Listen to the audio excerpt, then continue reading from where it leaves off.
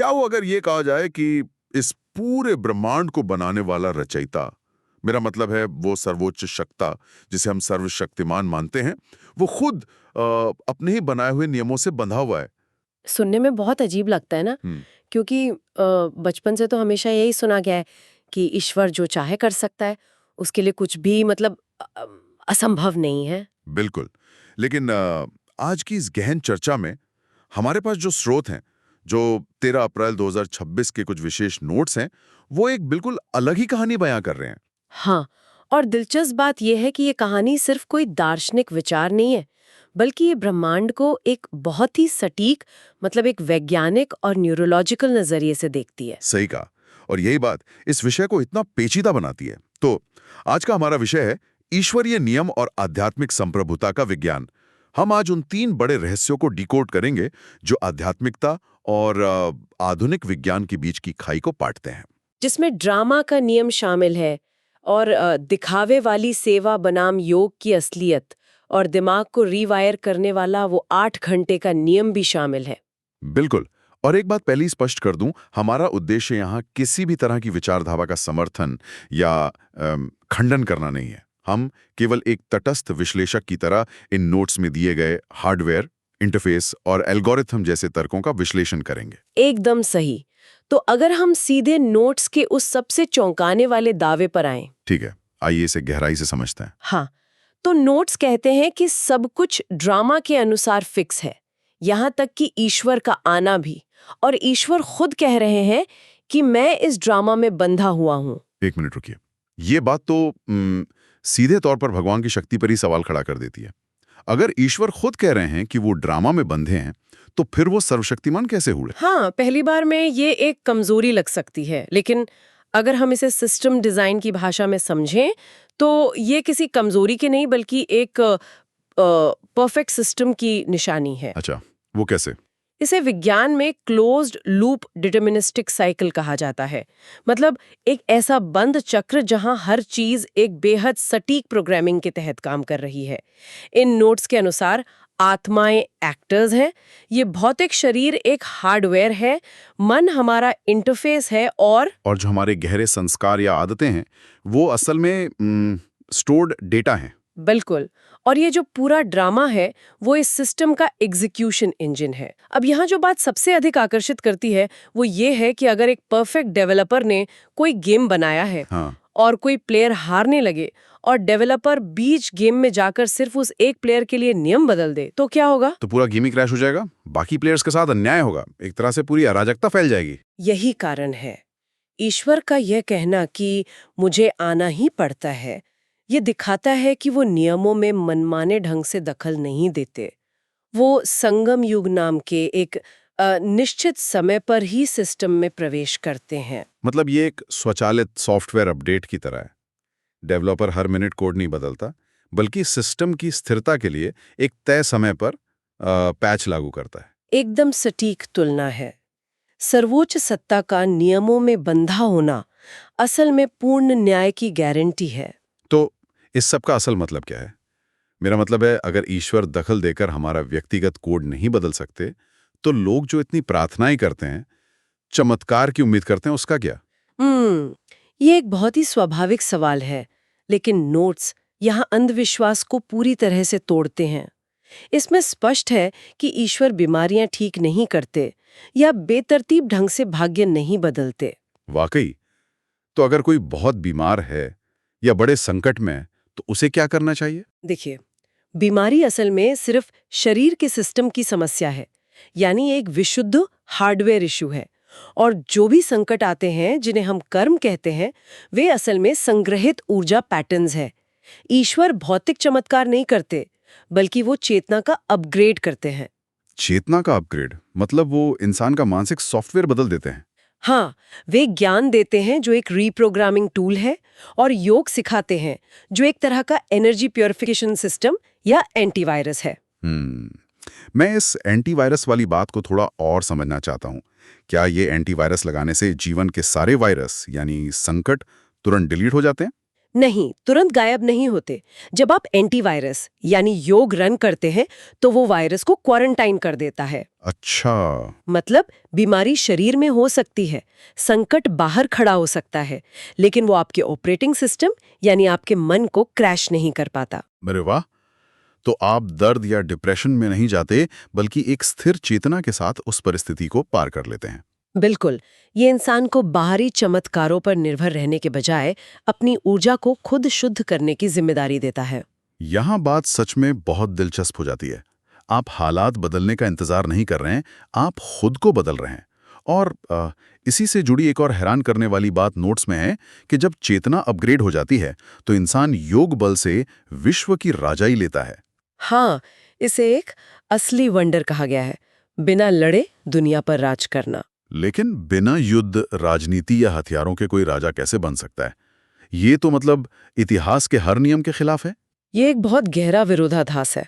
हथियारों वाली जो हार्ड पावर होती है वो हमेशा अस्थायी होती है, लेकिन यहाँ सॉफ्ट पावर की बात हो रही है।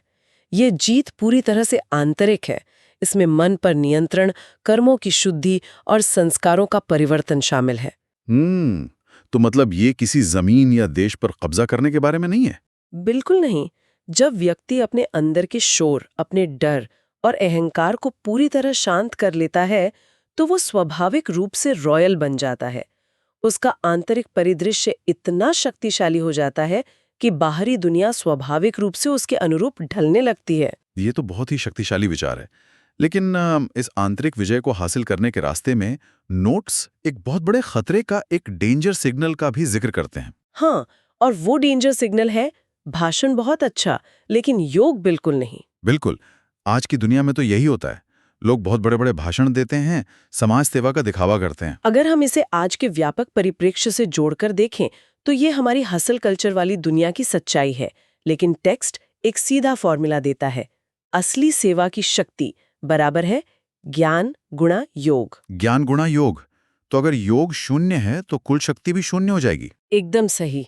अगर इंसान का आंतरिक कनेक्शन, जिसे हम दिमागी वाईफाई कह सकते हैं, वो ईश्वर से नहीं जुड़ा है तो उसके सारे बाहरी अच्छे काम खोखले हैं।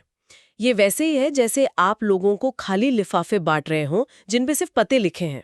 या जैसे आपके पास बहुत महंगा स्मार्टफोन हो, लेकिन उसकी बैटरी बिल्कुल डेड हो। बिना पावर सोर्स के उसका कोई फायदा नहीं। हाँ, बैटरी डेड है तो वो किसी काम का नहीं। सच्चाई ये है कि योग ही असली सेवा है और शब्द केवल माध्यम है।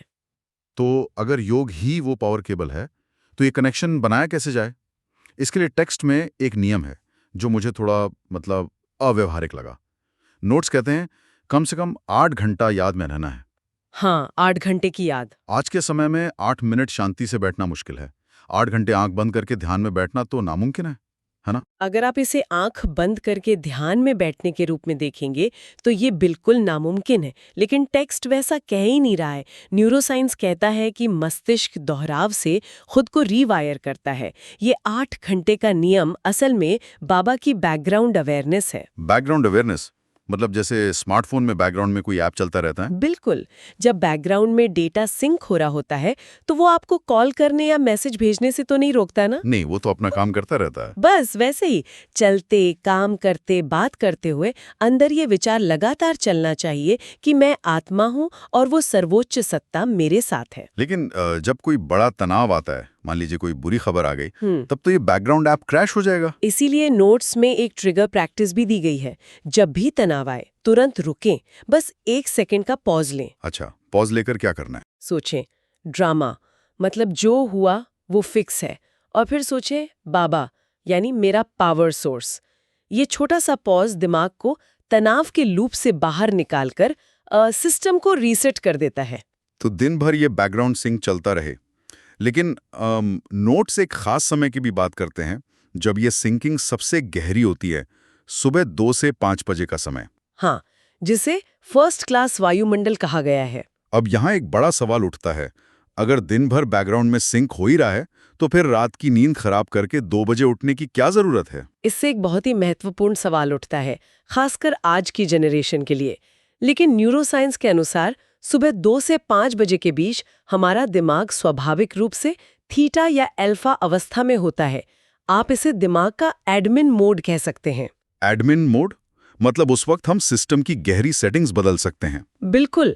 दिन भर हमारा जो लॉजिकल दिमाग होता है वो एक फायरवॉल की तरह काम करता है। वो हर नई बात पर सवाल उठाता है, इसलिए दिन का ज्ञान केवल सतह पर रहता है। समझ रहा हूँ। लेकिन सुबह 2 से 5 के बीच वातावरण में शोर कम होता है और वो फायरवॉल शांत होता है। उस समय आप सीधे अपने हार्ड ड्राइव में नया कोड लिख सकते हैं। और शायद यही वजह है कि जो लोग ये नहीं करते वो फेल हो जाते हैं। नोट्स में लिखा है आज हैं कल नहीं। हाँ, क्योंकि माया या जो भटकाव है वो आपके ज्ञान पर हमला नहीं करता, वो आपके गहरे संस्कारों पर हमला करता है। मतलब सिर्फ थ्योरी जानने से कुछ नहीं होगा, उस एडमिन मोड में जाकर पुराने कोड को डिलीट करना ही पड़ेगा। एकदम सही। और यहीं से सबसे बड़ी आइडेंटिटी शिफ्ट आती है। मैं ये शरीर हूं या मैं फलां प्रोफेशन में हूं, इस पहचान से बदलकर मैं आत्मा हूं कि चेतना में आना। और जब ये पहचान बदलती है तो डर, अहंकार और मोह अपने आप कमजोर पड़ जाते हैं। बिल्कुल। तो अगर हम इस पूरे सिस्टम का एक ट्रांसफॉर्मेशन मैप बनाएं तो ये 3 चरणों में दिखता है। चरण 1 ज्ञान यानी समझ, चरण 2 योग यानी अनुभव, और चरण 3 रॉयल संस्कार यानी हमारा स्वभाव। हाँ, और इसके लिए एक रोज का होमवर्क भी है।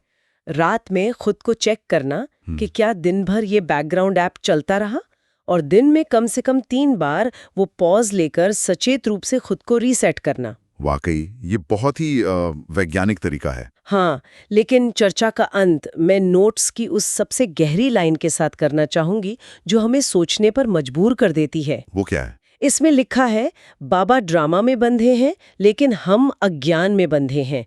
ज्ञान और योग से ही इस बंधन से मुक्ति मिलती है। ये तो बहुत गहरी बात है, अज्ञान के बंधनों को तोड़ना। बिल्कुल। लेकिन जरा सोचिए, पूरा टेक्स्ट अज्ञान से मुक्त होने की बात करता है, लेकिन अगर पूरा ड्रामा वास्तव में एक क्लोज्ड लूप डिटर्मिनिस्टिक साइकिल है जहां सब कुछ, यहां तक कि ईश्वर की एंट्री भी पहले से तय है, हाँ।